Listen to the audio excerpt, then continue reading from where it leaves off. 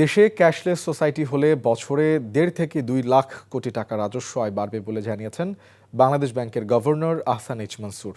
সেই সাথে দুর্নীতিও অনেকটাই কমে আসবে বলে তিনি মনে করেন।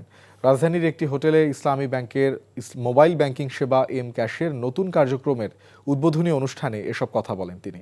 গভর্নর বলেন, বিগত সরকারের সময়ে সরকারিভাবে ব্যাংক ডাকাতি করার কারণে দেশের ইসলামী ব্যাংকিং সেবা ধসে পড়েছিল। সেই অবস্থা থেকে বেরিয়ে আসতে কাজ করে যাচ্ছে বাংলাদেশ ব্যাংক।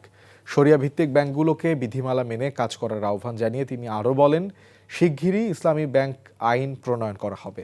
এ সময় এম ক্যাশকে মাইক্রো ইকোনমি ও এসএমই সেক্টরের মতো শিল্প উদ্যোক্তাদের প্রতি নজর দেওয়ার তাগিদ দেন কেন্দ্রীয় ব্যাংকের গভর্নর আহসান এইচ মনসুর।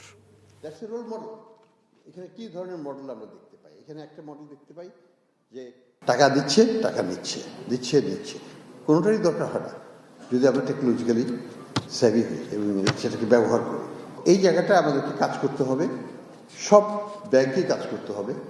একসাথে করতে পারলে আমরা ক্যাশলেস সোসাইটির দিকে যেতে পারবো। বাংলাদেশে একটা দেশ যেটাতে আমরা 20,000 কোটি টাকা খরচ করছি শুধু ক্যাশ ম্যানেজমেন্টে, এই প্রতি বছর এই টাকাটা আমাদের বেঁচে যায়।